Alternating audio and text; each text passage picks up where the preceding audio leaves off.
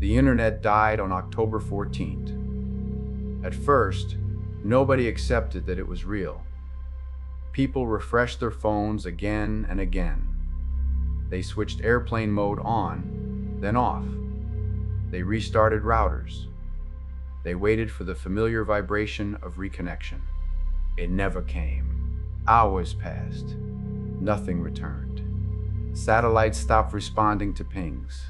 Navigation systems began to drift. Location services froze in place, showing people where they used to be, not where they were. Cloud servers failed quietly. There was no explosion, no announcement. They simply stopped answering. Photos never uploaded. Messages never arrived. Voice notes stayed trapped on devices that would never reach another human being. Human history stopped recording itself. What followed was not panic at first. It was denial. Then the alerts arrived.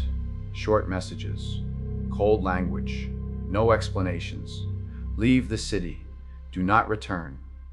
Take only what you can carry. In a quiet suburb, far from city centers and emergency broadcasts, in a house that looks exactly like yours, one camera never shut off. It was old, cheap.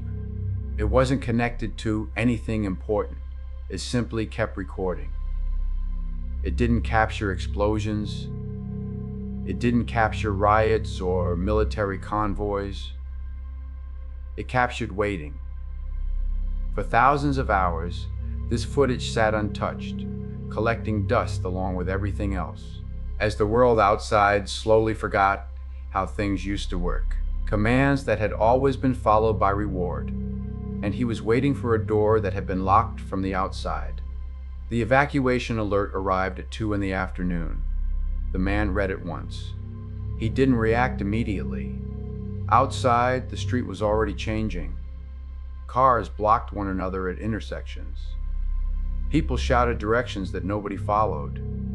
Sirens overlapped until they became a single continuous sound. Leo watched the man pace the room. Leo didn't understand the words on the screen. He understood tone. The man's breathing was wrong. His movements were sharp. His voice sounded thinner when he spoke to himself. The man looked at Leo. Taking him outside meant chaos. Crowds didn't see dogs. They saw obstacles. People pushed forward without looking down. Leashes tangled.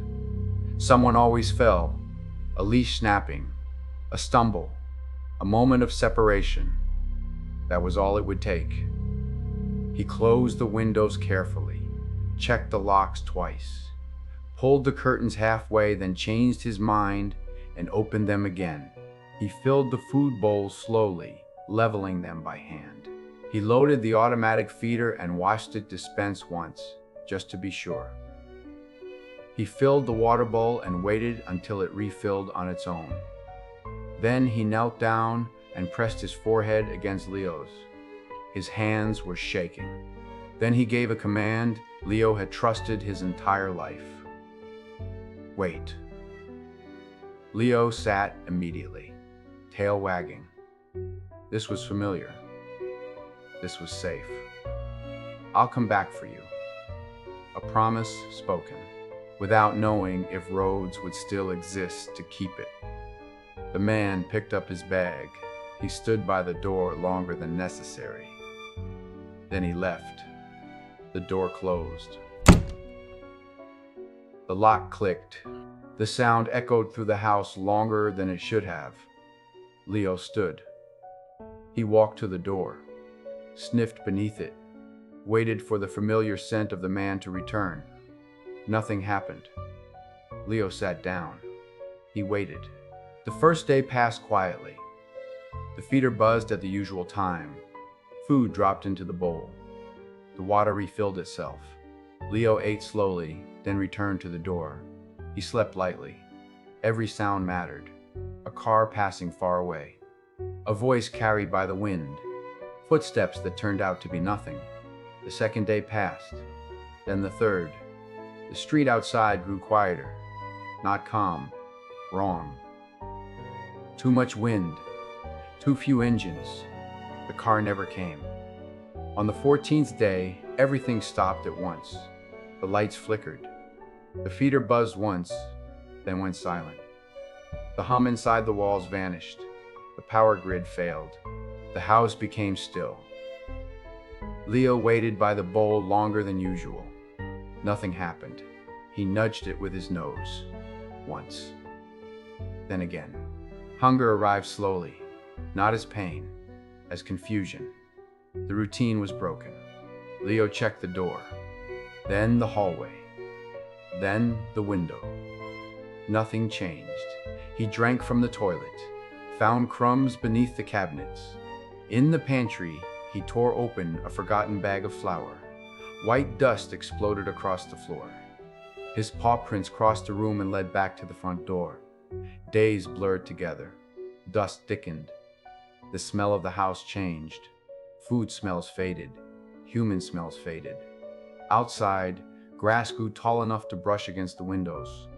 Vines climbed fences. Paint peeled.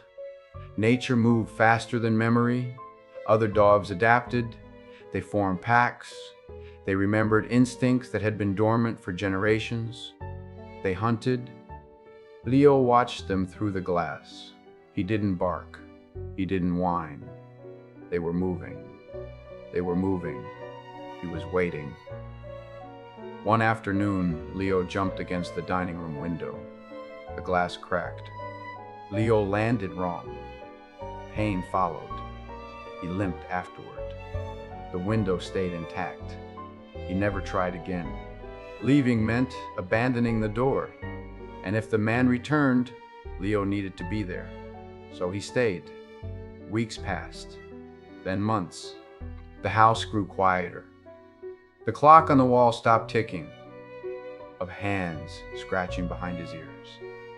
Of the sound of keys. Of a door opening inward.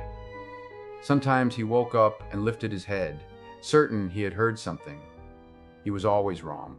By the 300th day, waiting had taken nearly everything. Leo moved slowly now. Each step was careful. Then, on day 412, a sound broke the silence. Footsteps, uneven, heavy. A human figure stumbled into the yard, then collapsed. Leo stood. Pain shot through his legs. The command still held him in place. The door had kept him alive. But something outside was dying. Leo paced, whined softly. Then he bit the handle, scratched the wood, threw his weight forward. The old latch gave way. The door opened. Sunlight flooded the hallway. Leo stepped outside. The air smelled wrong and real. He reached the man, licked his face. The man stirred. He didn't smile. He didn't speak. He was alive, for now. Nothing did. Leo turned and followed the stranger out of view. The camera kept recording. An empty room, an open door. No footsteps ever returned.